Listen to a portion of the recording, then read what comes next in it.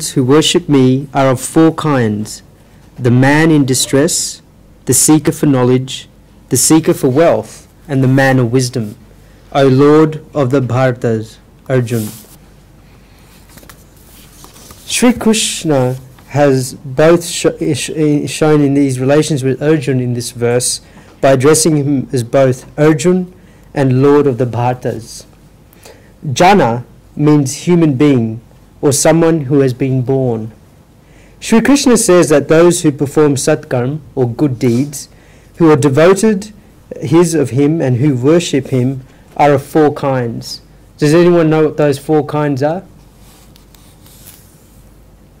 So the four kinds in verse 16 are Artha, the man in distress; Jignasu, the seeker for knowledge; number 3 is Artati, the seeker for wealth; and number 4 is Jani, which is the man of wisdom. So these four types of devotees worship God. In opposition to the evildoers described in verse 15, which we touched upon last week, Sri Krishna describes the virtuous ones in this verse 16. We said earlier that human beings can be split into two types: those turning towards God and those turning away from God. Sri Krishna is now talking about, in this verse, about those who turn towards God. Sri Krishna talked about those return away from God in the last verse. It is a rule of Sanskrit that Durjanam Prathamam Mande Sajan Tatranam, talk about rogues first and then talk about your loved ones. Sri Krishna therefore spoke about the evildoers in the last verse, and now in this verse he talks about his devotees.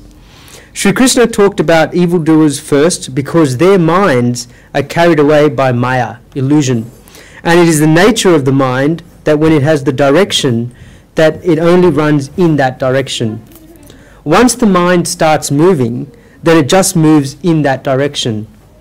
Whatever teaching or automation the mind has, then the mind will just run according to that.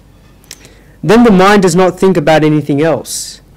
Kachralal bought a horse, but he did not know how to ride it. Someone else had trained the horse, and Kachralal liked it very much because the horse looked in very good condition. The person who sold it to Kachralal said the horse has had all the training. Kachralal therefore bought the horse. As soon as Kachralal went to sit on the horse, then the horse threw Kachralal onto the floor. Kachralal broke his bones, and Kachralal began screaming in pain. The horse was so splendid, bright and well trained, that it began to gallop and run away. Kachralal thought about where this horse could go after throwing him on the floor. The horse went and brought a doctor. The same horse that threw Kachralal on the floor came back with the doctor. Kachralal told the doctor that the horse had thrown him on the floor, and as a result his back was hurting, as if his bones had been broken. Kachralal asked the horse to make him better. The doctor told Kachralal to forgive him because the horse he bought him because he is a veterinary doctor. It is the horse's habit that whenever it goes to the doctor, then it goes to the vet. This is the way the mind works. As soon as the mind starts running in one direction, then the mind does not go anywhere else. Now one has to change the focus of the mind. Therefore Sri Krishna has started talking about people who have turned their minds to focus on God. Sri Krishna calls such people Sukrutna, virtuous ones. Sukrutina.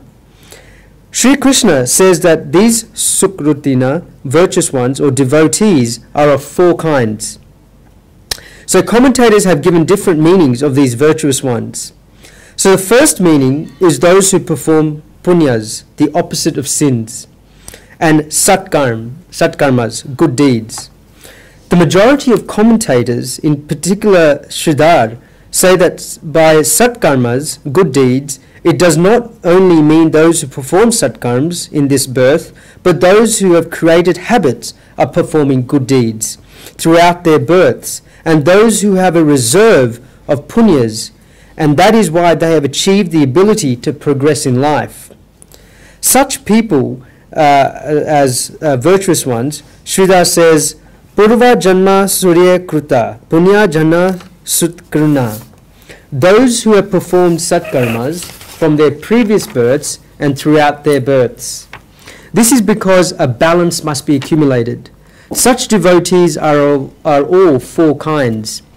The first, as we mentioned before, was Artaha, or the man in distress. If you want to understand this simple example of this kind of devotee, then this is a devotee who is a victim of worry. But a devotee who is a victim of worry is not a person who runs straight to God, even when he has a little sorrow, but a devotee who is making efforts himself to remove his sorrows, but he finds that his power is too less, and therefore he asks God for help. This is Arta, the man in distress, who is a devotee. When a devotee makes efforts, then he definitely gets God's help. In the Srimad Bhagavad, there is the story of Ganjadra Moksha. Ganjadra, the elephant, was in a lake, and his foot was in the mouth of a crocodile. Guruji is not going too much detail into the symbolic meaning, because he explains this further in his Srimad Bhagavad discourses. So, in his example, Gajendra's foot was in the mouth of a crocodile, and the crocodile was pulling Gajendra into the lake. Gajendra made lots of efforts in order to get out, but he could not get out and found himself powerless. This is what happens in the water. The strength of the crocodile increased and the strength of Gajendra decreased. At that point in time, Gajendra asked God for help. Surdas wrote, Varka me Shabda Gayon. The words reached Davrika.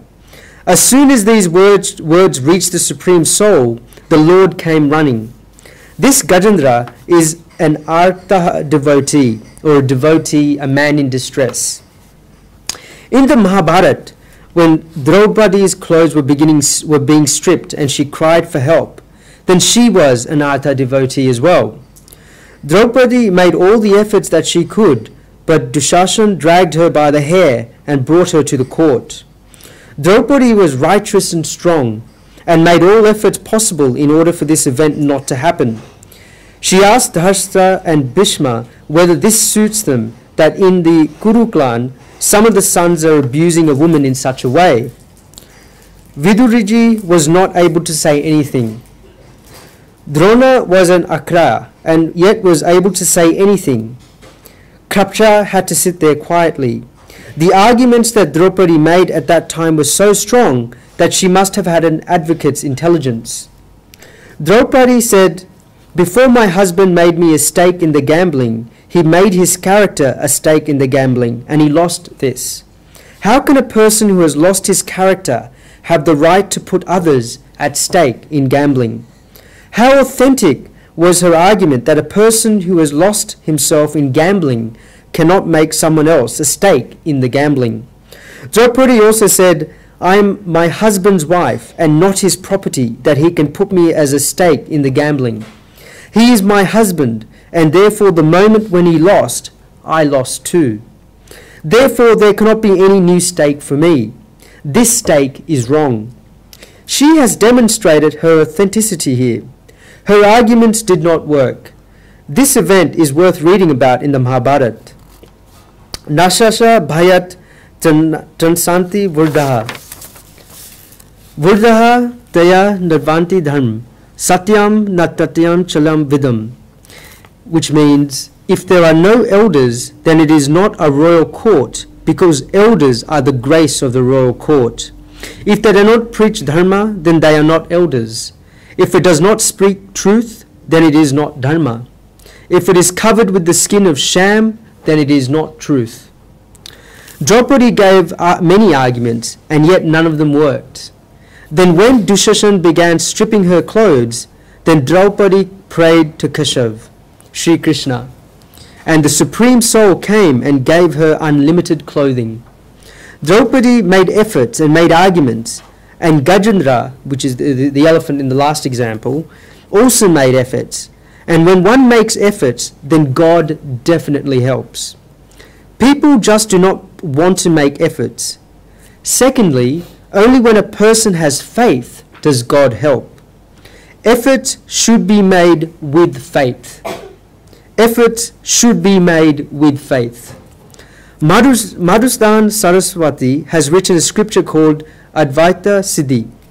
Advaita Siddhi means the summit of the Vedas. If you want to understand who Madhusudana Saraswati was, if you do not know, then Guruji will give you an introduction so you can get a feeling of how knowledgeable he was. 450 years before today, when Goswami Tulasidas wrote the Ramacharitmanas, the knowledgeable people at the time opposed these scriptures. They criticized the language in which it was written and said that the scriptures should be written in Sanskrit rather than Avadi. All sorts of opposition was made to the Ramacharitmanas, and the knowledgeable people said that the content in these scriptures was wrong. At the time, the decision was whether to accept these scriptures or not was given to Madhusudana Saraswati. All the religious figures of the time said that if Madhusudana Saraswati accepts this scripture, then they would all accept it. Think about how greatly brilliant Madhusudana Saraswati must have been. Madhusudana Saraswati studied the scripture. He read it and gave it his stamp of approval. Then the opposition of religious figures calmed down, because if Madhusudana Saraswati said the scripture had gyan or knowledge and bhakti, devotion, then they would accept it, and they did.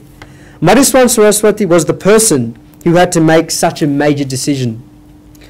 Madhusudana Saraswati wrote a scripture by the name of Advaita Siddhi, which is a scripture filled with knowledge, and with that he wrote a prayer scripture called Bhakti Rasan, about what devotion should be like. All the great scripture writers have coordinated both Jnana, which is knowledge, and Bhakti, devotion. All of these people have had very broad mentality, and they have never made people like frogs in the well. Madhusudana Saraswati writes this about devotion. Data chitte pravashta, Govinda krata shista. With the mind becomes pure, then a part of the Supreme Soul sits there. Madhusudana Saraswati here explained devotion scientifically and shows that when the mind becomes pure, then the Supreme Soul comes and makes the mind steady. Madhusudana Saraswati gives an example of this. This example is such that it looks like a fairy tale, like grandmother tells her grandson. Guruji describes the greatness of the person giving the example, and you will be able to understand the intensity and depth in this example. A bird was living by the seaside and had laid its eggs by the seaside. There was a big wave in the sea that took the eggs of the bird away. The eggs went into the sea. The bird made a lot of requests to the sea to give its eggs back. The bird was so small and the sea was so big. So would the sea have time to listen to what this bird was saying? The bird said to the sea, "Give me back my eggs, and if you don't, then I will dry you out." This sea started laughing out very loudly and told the bird that it had no power to do this. The bird went to its relatives and dear ones and told them that the sea had taken its eggs and they had made lots of requests to the sea to give them back. But the sea would not, and therefore this bird had made a decision that it would dry the sea out. All these birds were ordinary birds and told her to forget it because the sea was so big and large that these birds would not be able to do anything, and that if God gives this grace, then she would be able to become a mother again. The birds told her that whatever happened just happened and that she should forget it, she should move on. The mother bird said that it is not a question of that. It is a question of justice. If we birds are all small and the sea is so big, then does that mean that the sea can do whatever it wants? If we all get together, then we can dry the sea out. These other birds would just keep looking at each other and started laughing within themselves, thinking that this mother bird is too much of an idealist and that something like this could never happen. They thought she was crazy. These birds thought Where are we and where is the sea? It is not possible. Nobody was ready to help the mother bird. This did not matter to the mother bird, who began this task of drying out the ocean on her own the very next day. She reached the seashore in the morning. What did she have to do? She would go to the sea and pick up the water in her beak and carry it to the seashore and throw it there. She kept doing this one task from morning to evening, 24 hours a day. After 10 or 15 days went, then all the other birds in her community thought this was making them look bad. There were mothers in the community, and they could understand the pain of a mother who had lost her children. The birds agreed that they may not be able to achieve the task, but they could give the mother some moral support. All the female birds in the community held a meeting and made the decision when they normally would go to sleep at 2 p.m. every day. Instead, they would go to the seashore and help this mother bird to dry out the ocean. All the male birds in the community also held a meeting and made a decision that they would normally they would leave their homes at 10 a.m. every day to reach the office at 11 a.m. But now they would leave their homes at 9 a.m. every day and help the mother bird at the seashore for 1 hour every day, and would then go to the office. The male birds in the community also made the decision that they would help the mother bird for 1 hour after they finished work and would then come back home. Then it was a snowball effect. At the beginning, 5 birds came, then 25, then 125, then 250, 500, and more kept coming. The situation was so good that when you went to the seashore at any time during the day or night, then 500 birds would be doing one job, and that would be going into the sea, filling up their beaks with the seawater, and go back to the seashore and dumping the water there. This was a major sacrifice taking place. Naraji was passing by and saw what was going on. He asked one of the birds what they were doing. The bird said they were all drying out the sea. Naraji asked them why they were doing so. The bird said that they did not know, and that Naraji should ask the bird in the middle because she started it all. Naraji went to the mother bird and asked her what she was doing. The mother bird described her whole story and the assignment that she had set herself. When Naraji saw the strong resolve and the power in this bird's eyes and this feeling of determination to make efforts, then Naraji became incredibly happy. Naraji went to Vaiknut, and as he was about to go into God's palace, Garuda, the divine bird who is Lord Vishnu's vehicle, was sitting outside. Naraji asked Garuji how he was and greeted him. Garuji greeted Naraji back. When one goes to meet a great person, then they have to greet their driver, the secretary, or any of the rest of their staff. Garuji asked Naraji how he could help. Naraji told Garuji, "Nothing much. God has not come out for so long." Garuji said that God was sitting there because there has been no reason for God to go out and drive the car. Garuji is after all God's vehicle, and said he was just sitting there. Naraji said, "You are sitting here, but did you know what is happening to the small birds in your clan?" It is Naraji's job to turn a key. Garuji said he did not know. Naraji told him to take a look. "You have got such a big position with such a great person. At least use your powers so that some work can be done for these small birds." Naraji told Garuji the whole story, and Garuji thought that this was a job that he should do. Garuji went to God. God was sitting there peacefully, and Garuji asked God's permission to speak. God granted Garuji permission to speak, and Garuji asked that he wanted to take a day's holiday on casual leave. God asked Garuji why this was so, because God found this strange, because Garuji had not asked for a holiday in so many years, and yet Garuji was now asking for a holiday. God asked Garuji why he was asking for a holiday. Guruji said that he just wanted to go down to earth, meet his relatives, and would finish a small job and come back. God said that this was a great thing and that Guruji should go. God gave his permission, and therefore Guruji was happily walking outside, and there he met Lakshmiji, the wife of Vishnu and the goddess of wealth.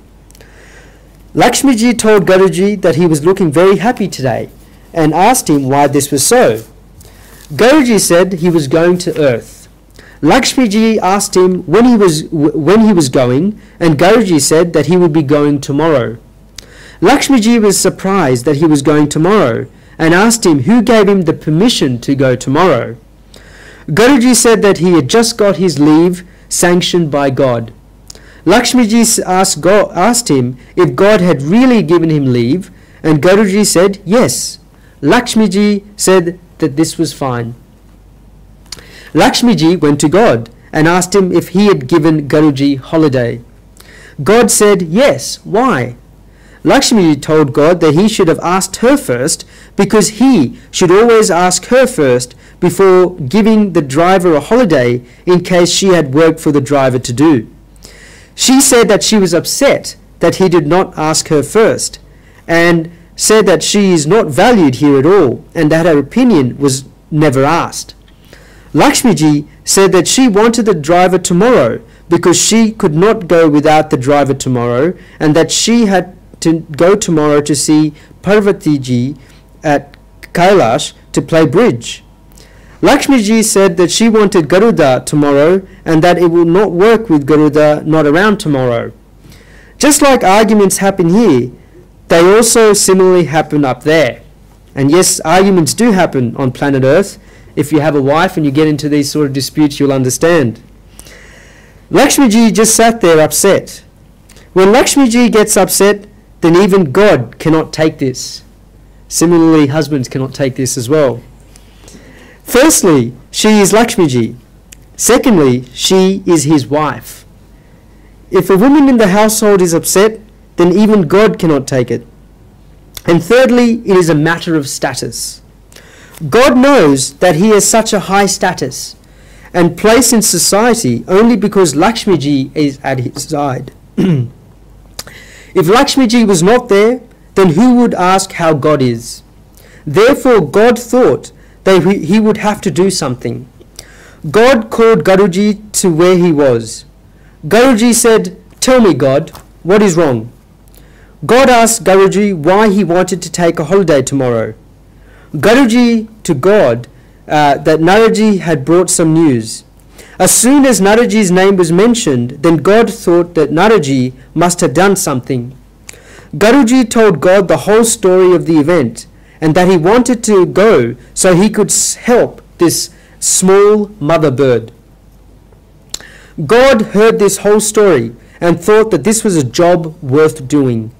God asked Guruji that assuming that this job is completed today, then would Guruji need a holiday tomorrow? Guruji said, "No, God, I just wanted our holiday to complete this task. If this task is done today, then and I enjoyed it there, so why would I need to take a holiday?" God said, "Let us go now, and let us finish this job today." God sat on Guruji, and Guruji took God to the sea. God came back and stood by the sea. Now that the Supreme Soul had come, the sea became very scared. This, he thought, God had to come all the way here, and the sea came and fell at God's feet. The sea made obeisances to God and asked God, "God, why will you come to the sea? You should have told me, and I would have come to you. Why did you remember me, God? You shouldn't have troubled yourself to come here. You should have troubled me instead." God said, "See, stop all this small talk. You have taken this small bird's eggs, and this complaint has reached my house. I have come as an arbitrator. Return these eggs to the small bird, otherwise the small bird will become alone. And now I am standing on the small bird's side." When God said this, does the sea have any strength? The sea went inside itself. got a nice silver tray and put all the small birds' eggs inside, covered the tray with a silk cloth, and brought this to the small bird and said, "Sister, here are your eggs." Madhustan Saraswati gives this example. Compare this when the small bird was and where the ocean was. There was no comparison. One cannot even measure the difference between the two. Yet when the small bird was not alone, it had faith, it had efforts, and then the power of the Supreme Soul came, and then the small bird was successful. If the small bird was alone, then it would be useless. But the small bird had this inner driving force and that zest that it will definitely achieve its goal, because its God was with it and was therefore successful. You see, this example can be seen across all religions. There is a similar example like this in Christianity. There was a poor woman and she had a wish to create a church in a town. She would go to big people and tell them that she wanted to build a church. Everyone told her that she had no power to do this and that she would not be able to build a church. A very well-known pope came to the town and he had a lot of respect. Nobody would let this poor woman go to see the pope, but she managed to get through. She told the pope to give her grace because she wanted to build a church. The pope told her that her thoughts were very good about building a church, but she did not have any wealth. This woman took 3 penny coins out of her pocket, and the pope began laughing out very loudly. The pope told her, "How will you build a church with 3 penny coins?" The woman spoke back for the first time in her life and said, "With these 3 pennies plus the grace of the Supreme Soul, will this church not be built? I may only have 3 pennies, but if this firm resolve of mine meets with God's grace, then leave the church aside. I will be able to build whatever I want." It is said that the church was in reality built in this very town, and the name of this poor woman, who only had 3 pennies to her name, was associated with that church. If one has a firm resolve, then God will definitely make that wish come true. This is an artha, a person in distress, an artha devotee. God mentions this artha, or person in distress, first in this verse. Some thinkers have changed this order and say that artharthi, the seeker for wealth, comes first, then artha, which is the person in distress, then jignasu, the seeker of knowledge, and then jnani, which is the man of wisdom. Their view is that artharthi means someone who goes to God with some kind of expectation, and therefore they think that it is illogical that the seeker for knowledge comes before the man of wisdom. That God has given jignasu means natam ikcha jignasa, when wishes to learn and then becomes knowledge. Thinkers on the other side say that this is thinkers on the other side agree with Guruji that we should not change the order that God has given. If God wanted the order of artharthi, seeker for wealth, artha, person in distress, jignasu, the seeker for knowledge, and then jnani, the man of wisdom, then God would have said them in this very order. But the order that Sri Krishna has given in this verse is artha, man in distress, jignasu, seeker for knowledge, artharthi, the seeker for wealth, and jnani, the man of wisdom. The person in distress devotee is the first step. This devotee is relatively junior. The order that Sri Krishna has given is 1, 2, 3, and 4.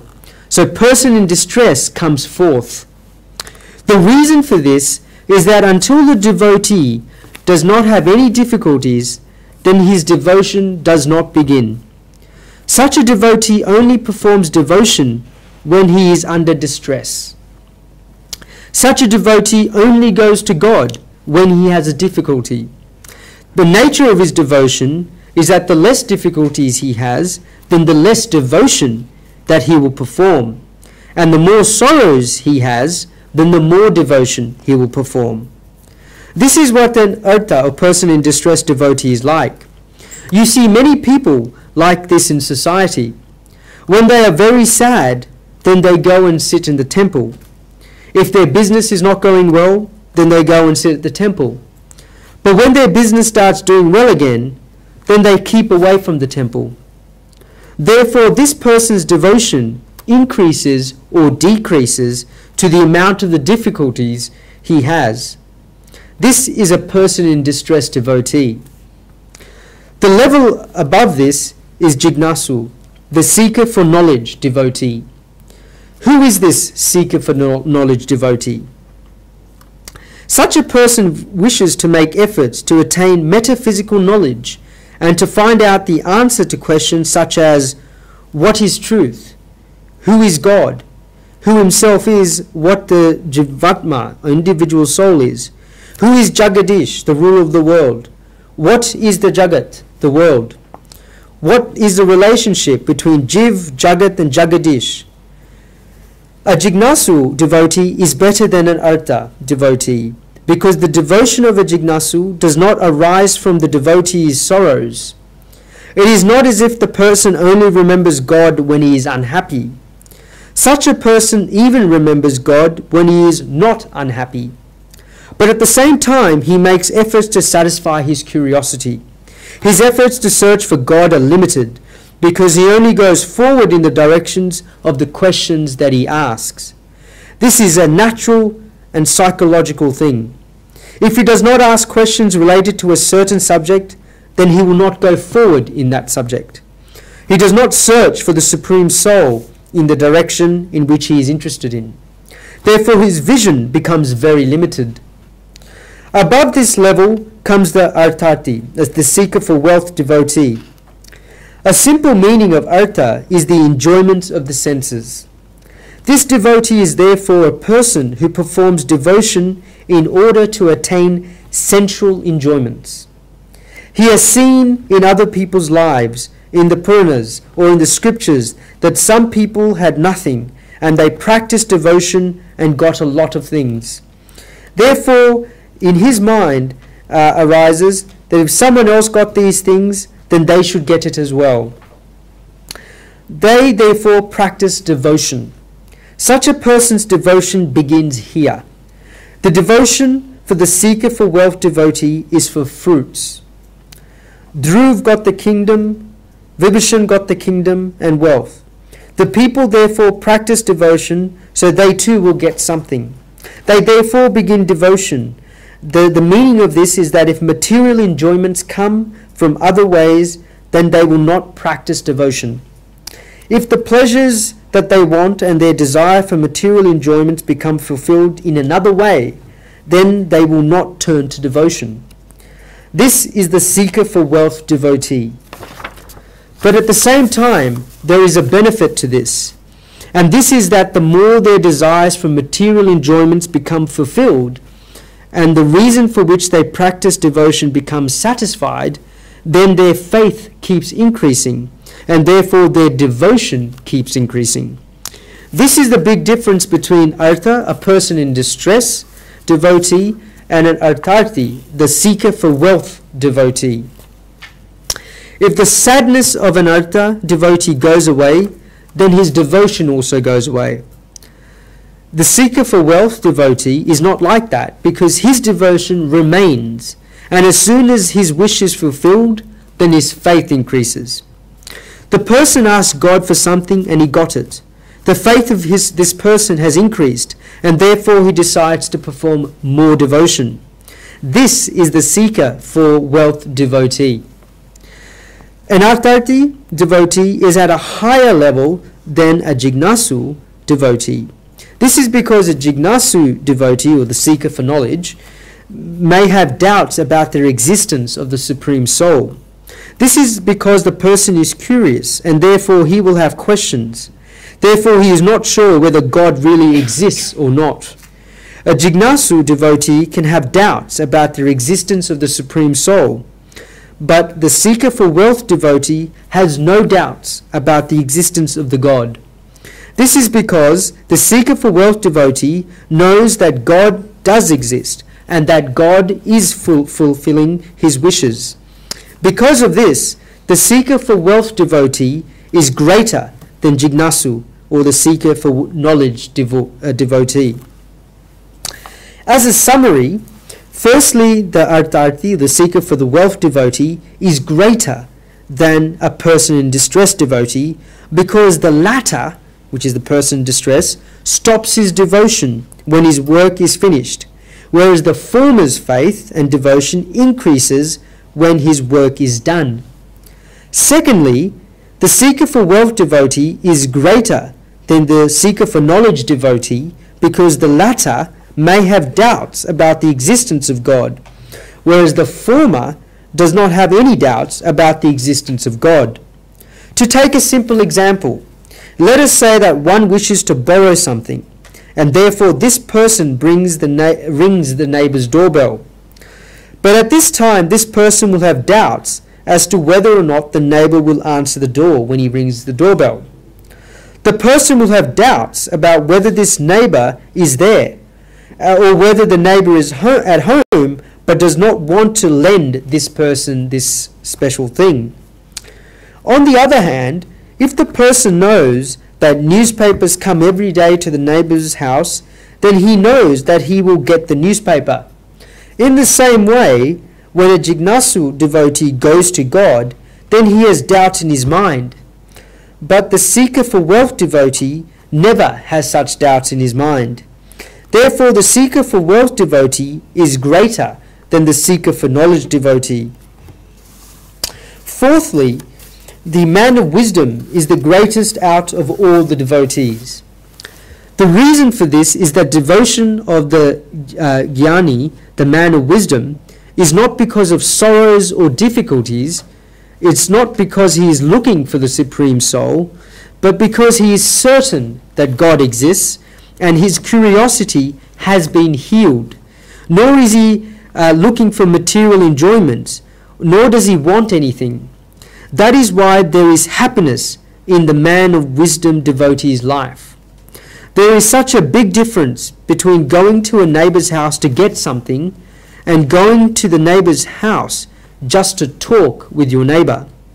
If you go to your neighbor's house to get something, then you are always thinking about whether or not your neighbor is there or not, and whether or not you will get what you want or not. But if you just go to your neighbor's house because you're sitting at home and you want to meet your neighbor, and then you are happy to go to your neighbor's house and ring his doorbell. If you get something, then that's fine. And if you don't get something, then that is also fine, because you did not want anything in the first place. You have not gone there to do any business for yourself or for the neighbor. You have just gone to the neighbor's house to sit and talk with your neighbor. One should have this attitude in life while living on this earth. This is the man of wisdom. The example has been given in the Srimad Bhagavad, just like the river Ganga naturally flows towards the sea. In the same way, this man of wisdom naturally goes in the direction of the Supreme Soul. It is a very natural process. There is no inception, there is no show, there is no burden. Just like the river Ganga flows towards the sea, in the same way, this man of wisdom naturally goes closer to the direction of the Supreme Soul in his life. Therefore, just like the river Ganga flows towards the sea and purifies many people on the way, in the same way, this man of wisdom devotee is great, because he is going towards the Supreme Soul himself, and at the same time he sells his experiences and therefore creates wishes in many people to go towards the Supreme Soul on his way. An Artaha, a man in distress devotee, cannot do this, because this devotee is in distress himself, and therefore how can he give inspiration to others? A Jignasu, the seeker for knowledge devotee, cannot do this either, because he himself does not know who the Supreme Soul is. An Artarthi, seeker for wealth devotee, cannot do this, because he himself is asking for things, and therefore what can he give to other people? It is only the man of wisdom who has no sorrows, no incompleteness, no expectations, no covetousness, and he does not even want to learn anything. Such a person runs towards the Supreme Soul. The man of wisdom is one Ikshar, the perishable, Akshar, the imperishable, and Purushottam, the best among men. Sri Krishna will make these things clear in verse 16 of the 15th verse. He says, Davimo Purusho Loka, Shashcha Cha Evacha, Ikshar Akshar Imo Davasho Loke. There are two persons in this world, the perishable and the imperishable. The perishable is in all these existences, and the unchanging is the imperishable. Therefore, there are two persons in the world who are the Ikshar, the perishable, and the Akshar, the imperishable. But there is also the Purushottam, the best among men, who is different from both of these. That is why the Purushottam is defined as Uttam Purusha Purushottama, the best among men. A man of wisdom devotee duly knows all three of these and has faith on these and makes efforts to experience the Purushottam Sarup, form of the best among men. What are his efforts? He is not searching for this. He wants the experience. Such a person is the man of wisdom. When one is thirsty, then he is not interested in talking about water. He is only interested in drinking the water. A man of wisdom is not interested in talking about the supreme truth. He is only interested in experiencing the supreme truth. That is why a man of wisdom, that is why he is a man of wisdom. Imagine that we are thirsty and we keep saying that we are thirsty, and someone tells us, let me explain to you what water is. You can get water from wells, you can get water from the sea, you can get water in the form of rivers. They give us a lecture for half an hour on water. Will this get rid of your thirst? Of course not, because you want to drink the water. A man of wisdom is not interested in talking about the supreme truth. He is only interested in making efforts to experience the supreme truth. Not only that, he also finds the experience because he has found out that experiencing the supreme truth is not something for the future, but it is happening right now. Only that his skin was thick and that he did not find anything about it. The experience of the Supreme Soul is at every moment. How can you be different from the Supreme Truth? And if you are different from the Supreme Truth, then how could you know you were there? No, you wouldn't exist.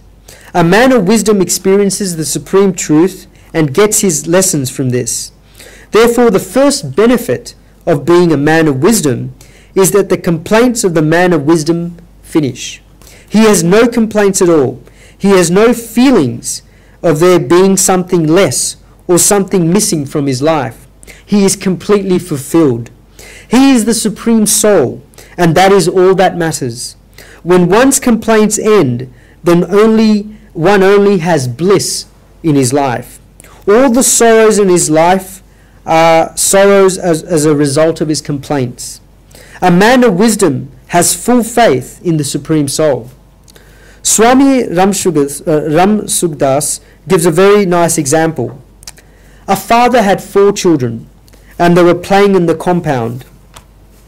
The father had 4 mangoes.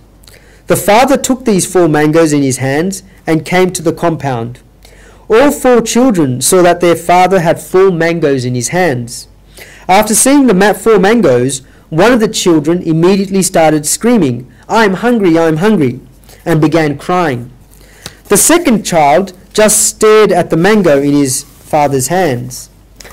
The father gave the 2 mangoes in his left hand to these 2 children. He gave 1 mango to the child that was crying, and 1 mango to the child that was staring at that mango. As soon as the third child saw his father give away these 2 mangoes, the third child went to the father and asked his father to also give him a mango. The father gave the mango to this third child. The fourth child was just enjoying playing and kept playing with bliss. The father himself went to this child and told him, "Here, son, this mango is yours."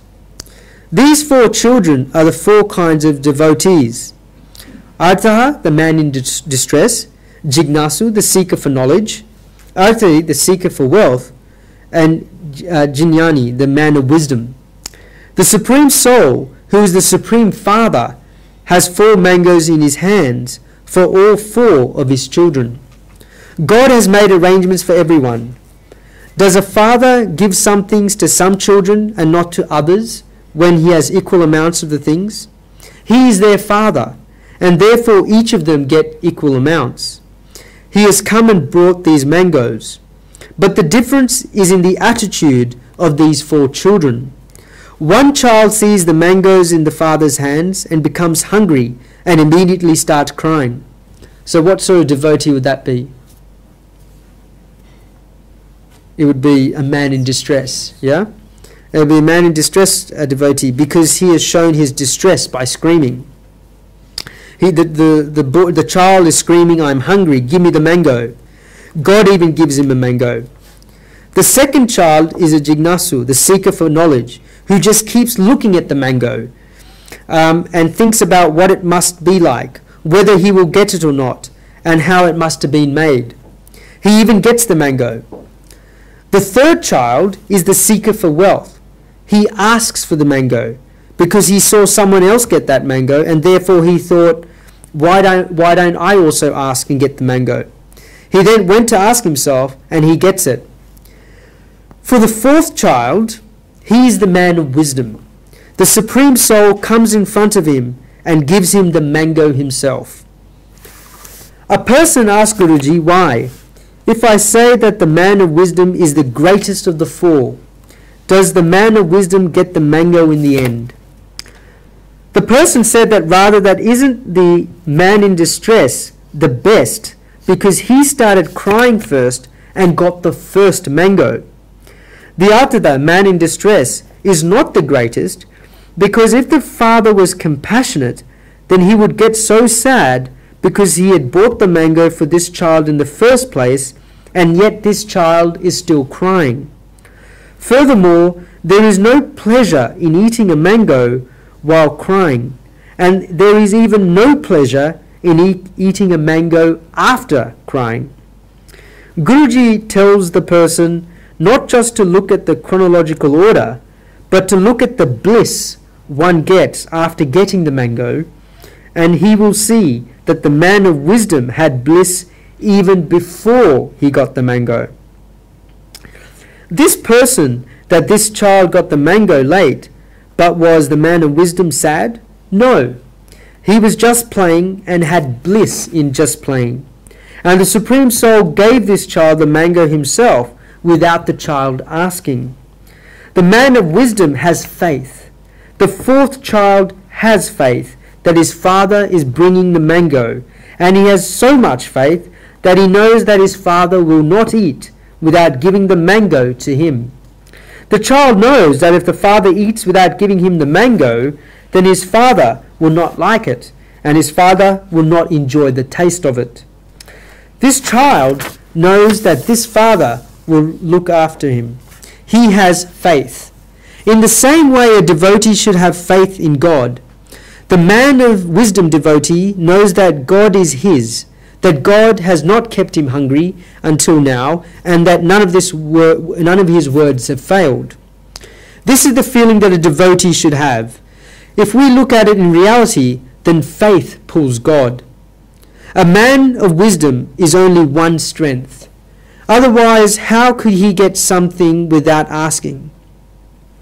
The strings of faith and love pull God. There is a saying in Gujarati that Magya Vagar Mana Purs, a mother who does not serve one if one does not ask. This is a wrong saying. In reality, only one who serves without asking can be called a mother. This is because the child has faith that his mother is there and that she will give it to him. In the same way, the man of wisdom has faith in God. If we look at these four kinds of devotees, the third perspective there, it is possible for a devotee to pass through all four steps in life. It is not as if you can only divide people into these four kinds of devotees. A single devotee can climb each of these four steps. A devotee could begin with the man in distress devotion. For example, a sorrow or difficulty may have come into a person's life, and he may have made a lot of efforts, but he cannot get out of that situation. Until now, he had only relied on his family members, relatives, neighbors, or people living on his road. But nothing is happening. Nobody is able to come and help them, and even if they wish to help, then they have little power to do so. Now, what does the person do? In a lucky moment, the attention of the person turns towards the Supreme Soul. Sampurna Jagat mein ekaj Ishvar, Manav Matra Adhur. In this world, only God is complete. Human beings are incomplete. The person thinks that if everyone is asking him for power, then I should not go straight to him. The man in distress devotee therefore turns towards God and begins his devotion. He gets his job done. He went to God once, he had that difficulty, and the difficulty went away. Then a second difficulty comes. He goes back to God, and the difficulty goes away. The third difficulty comes. He goes back to God, and that difficulty goes away. The thought comes to his mind that who is God? Whenever I am in difficulty, I go to God, and my job gets done. Who is this God? I want to see him. I want to attain him. Now his state has changed. He has climbed one step, and he has gone from being Artaha, the man in distress, to Jignasu, the seeker for knowledge. Until now, he only went to God when he was under a difficulty. But now, even he does not have a difficulty. He wants to understand God, who has saved him from all his difficulties so far. He goes towards curiosity. He makes efforts to find out, and while searching, he realizes how silly he was that he only went to God during his difficulties. He realizes that when the difficulty went away and happiness came, then he thought that God gave him the happiness, and that every piece of happiness he has got in this life has been given to him by God. Until now, he had been creating divisions by saying he created this happiness for himself, and he made these efforts himself. Not only that, but because all of his wishes were for material enjoyments, they had been fulfilled by God. Therefore, whenever a wish for material enjoyment arises in him, rather than going to someone else first, who may not be able to give him those wishes, he goes to God. He realizes that he should go straight to God. He tells God, if I want anything, then I will come to you, God. Now this is the devotee who has become a seeker for wealth, or artharthi. When some time is spent at this level, then one day something in this devotee's heart happens, and the devotee gets inspiration from his intellect, where he thinks, why am I so selfish? Why do I only go to God when I want something? If only I go to God when I want something, then does that mean I am telling God that he does not know what I want? Because asking is a hidden complaint. Why am I complaining to God? Why do I not have faith in God? And if it is as if God is giving me that which I want, God has given me so many things that I haven't asked for. From my experiences, it seems that the things that God has given me in return for me asking has resulted in sorrows, and that the things that God has given me without me asking have resulted in bliss. So why am I asking? I do not even know how to ask. The bliss that is there in getting things without asking is not there in getting things after asking. Therefore, from today, I will stop asking, and I have faith in God that he will send me whatever is right for me. I will stop asking in life. Now, this person has gone even beyond the state of artati, the seeker for wealth. This devotee has become the man of wisdom. Therefore, this devotee has passed through all four stages, these different stages and reaches this advanced stage of being a man of wisdom. This is possible for all of us. Do not think that this is only possible for those who become devotees. This is possible for every single person. You should sit down quietly and think about which stage you're at. Are you at the stage for seeking wealth? Are you at the stage of Ataha, the man in distress? Are you at the level of Jignasu, the seeker for knowledge? Or are you at the level of Jinyamni, the man of wisdom? God says that he likes those who are the men of wisdom, devotees, a lot. And that concludes verse 16.